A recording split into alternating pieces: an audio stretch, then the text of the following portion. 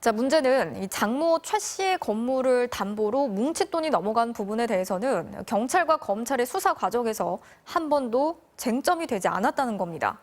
특히 수사를 지휘했던 검찰은 윤 총장의 장모에 대해서 한 번도 불러서 조사하지 않았고 전화 통화만 했던 것으로 확인이 됐습니다. 이어서 이용주 기자가 취재했습니다. MBC가 입수한 2015년 의료재단 사건의 전체 증거 목록입니다. 경찰의 수사 첩보 보고서, 압수수색 영장 등 검사가 법원에 넘긴 200건이 넘는 자료들이 담겨 있습니다.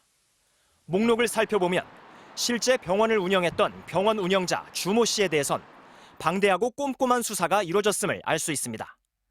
출국 금지는 물론이고 주 씨의 은행 계좌와 집, 차량, 휴대전화 등에 대한 압수수색, 자동차 보험금 청구 내역에 심지어 업무용 명함까지 확보할 정도로 수사는 치밀했습니다.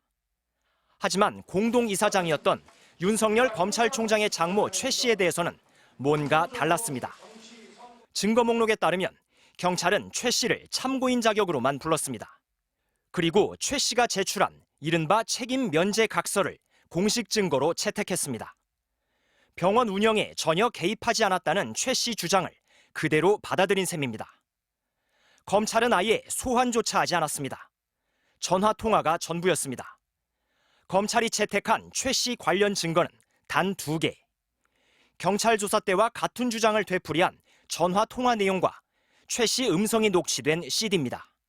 결국 수사 과정에서 최 씨 건물을 담보로 20억 가까운 돈이 의료재단에 흘러간 사실은 드러나지 않았습니다. 경찰과 검찰은 당시 의료법인의 은행 계좌 거래 내역을 들여다본 만큼 뭉칫돈이 포착됐을 가능성이 높습니다.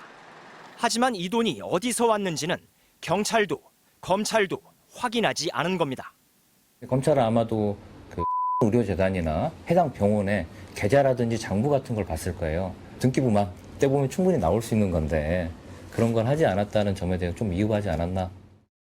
윤석열 검찰총장의 장모 최 씨에 대한 수사가 미흡했던 게 아니냐는 지적에 대해 대검찰청은 구체적인 답변을 하지 않았습니다. 다만 경찰 단계에서 최 씨가 입건되지 않았다며 책임을 경찰에 넘겼습니다. MBC 뉴스 이용주입니다.